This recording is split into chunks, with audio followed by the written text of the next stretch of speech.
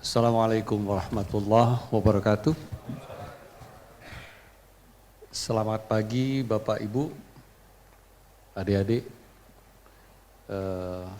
Kami sangat appreciate terhadap kesempatan yang diberikan kepada Freeport Indonesia untuk menyampaikan apa yang dipesankan oleh moderator ataupun fasilitator terkait hilirisasi pertambangan dan transisi energi menuju Indonesia Emas. Kalau tadi Pak Nanan sudah dengan luar biasa telah memberikan pengantar buat kita yang tentunya sangat dalam, sangat fundamental dan terkait dengan spiritual dari semangat ini juga. Saya akan mencoba di dalam sesi yang kedua ini untuk memberikan suatu perspektif terhadap dari sisi Freeport Indonesia, dari sisi hilirisasi dan transisi energi sebetulnya apa yang akan ataupun bisa diberikan kepada negara seperti tadi yang diamanatkan oleh Pak Nanan dari sisi operasi Freeport Indonesia-nya. Untuk memulai itu izinkan saya memberikan suatu video singkat 1 menit karena biasanya kalau dengan gambar dengan suara itu akan lebih interaktif, lebih menarik dan mudah-mudahan ada yang nyangkut informasinya. Silakan.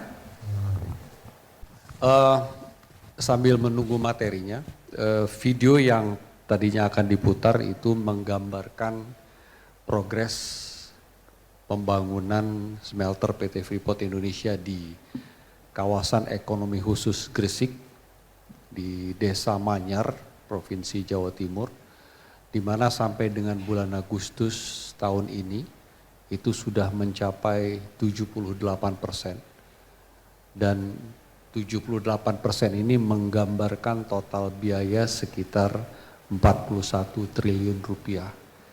Jadi memang ini suatu proyek yang sangat signifikan dari sisi biayanya dan juga sangat cukup masif kalau dibilang untuk konstruksi saat ini, terutama di saat pandemi COVID-19 yang baru saja berlalu dan ini melibatkan sekitar 20.000 karyawan konstruksi dari anak-anak bangsa.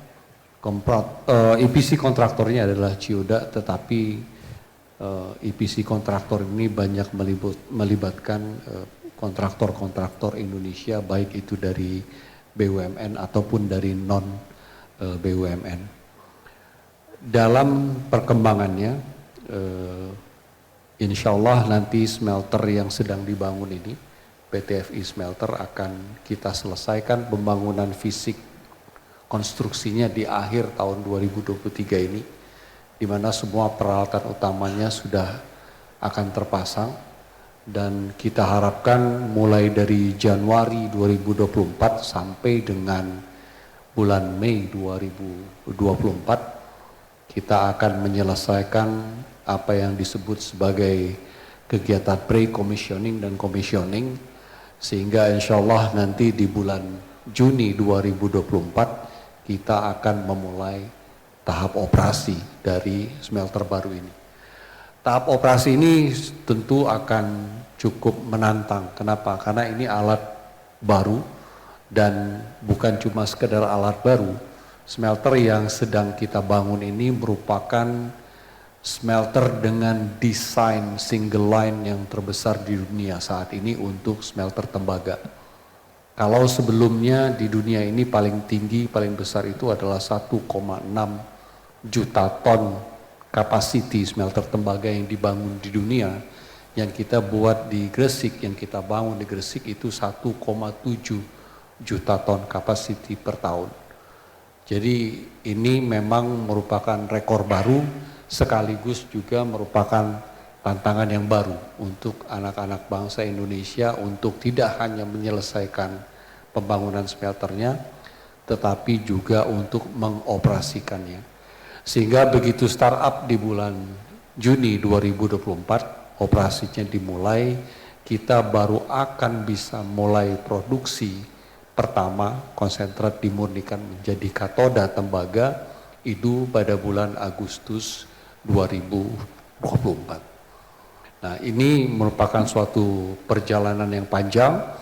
Total investasi untuk pembangunan smelter baru ini sekitar 3 miliar dolar atau 45 triliun. Dan kita berharap bersama bahwa apa yang akan dihasilkan oleh smelter ini merupakan fondasi ataupun baseline yang sangat kuat untuk Indonesia menuju ke Indonesia emas tadi. Karena satu, dari sisi produk smelter baru ini nanti ada berupa katoda tembaga. Katoda tembaganya sekitar 600.000 ton per tahun, katoda murni 99,99% kemurniannya. Jadi ini memang sudah sangat murni. 600.000 ton per tahun, ini saya coba memberikan perspektif. 600.000 ton per tahun kalau kita buat EV battery untuk EV vehicles, mobil listrik. Satu mobil listrik itu membutuhkan sekitar 20 kg tembaga. Jadi kalau kita produksi 600.000 ton katoda tembaga per tahun, artinya 600 juta kilogram tembaga per tahun, maka sekitar 30 juta mobil listrik yang bisa dihasilkan dari 600.000 ton tembaga tadi. Jadi kalau berbicara hilirisasi selanjutnya seperti yang tadi disampaikan Pak Nanan, pelaku tambang itu hilirisasinya sampai barang tambang ini menjadi barang murni. Kalau tadi kita bicara biji tembaga yang kemudian oleh Freeport di Papua diolah menjadi konsentrat tembaga, itu sudah ada peningkatan nilai tambah sampai 95%. Kemudian 5% sisa nilai tambahnya adalah pada saat si konsentrat tembaga ini dimurnikan lebih lanjut menjadi katoda tembaga. Jadi hilirisasi itu kalau amanat undang-undangan dua. Satu, peningkatan nilai tambah, dan satu lagi adalah kepastian pasokan suplai di dalam negeri atau domestik. Nah, ini merupakan suatu fundamental yang harus kita pahami bersama bahwa setelah smelter ini memurnikan barang-barang tambang menjadi produk-produk metal murni, hilirisasi belum selesai, justru baru dimulai. Tadi Pak Nanan menyebutkan bahwa industrialisasi dari produk hilirisasi ini atau manufaktur dari produk hilirisasi ini justru itulah tonggak lompatan peningkatan nilai tambah yang sebenarnya. Produk konsentrat tembaga, Freeport mendapat 3 elemen yang dibayar, tembaga, emas, dan perak. Pada saat Freeport menjual tembaga, emas, dan perak dalam konsentrat, harga yang dibayar adalah sudah harga metal. Tadi Pak Nanan menyebutkan LME, London Metal Exchange. Jadi harga pada saat kita menjual tembaga di dalam konsentrat adalah harga metal LME.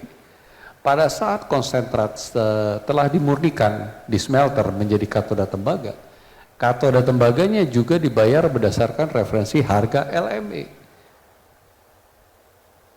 Kalau misalnya sekarang kita lihat harga tembaga per poundnya sekitar 3,5 sampai 4 dolar per pound, maka pada saat jual konsentrat tembaganya dibayar segitu, dan pada saat jual katoda tembaganya juga dibayar segitu. Jadi hilirisasi itu justru akan lebih meningkatkan nilai tambahnya pada saat si katoda tembaga diproduksi menjadi baterai mobil listrik.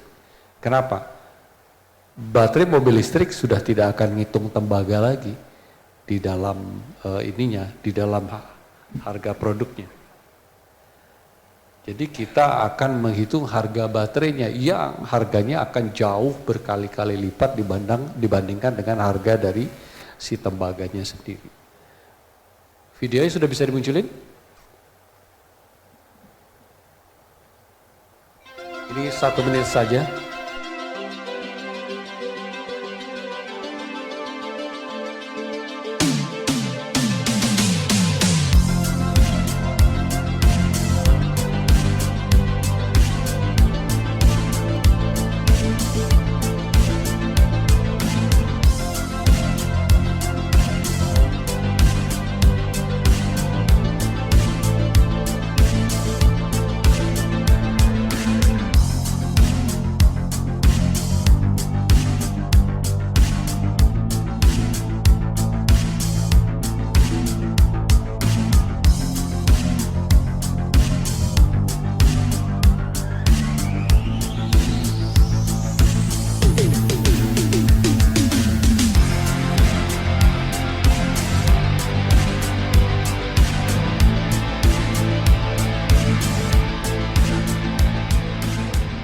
Oke, tadi kita lihat pembangunan sudah mencapai 74%, area semester ini adalah 100 hektar, dan kalau kita lihat dari produk yang akan dihasilkan, itu bisa terlihat bahwa tadi kita sudah bahas 600.000 ton katoda tembaga sebagai produk utama, kemudian emas, ini kalau kita bicara Indonesia emasnya sendiri nanti dari KEK Gresik itu ada sekitar 50 ton emas per tahun yang akan dihasilkan oleh Freeport Indonesia.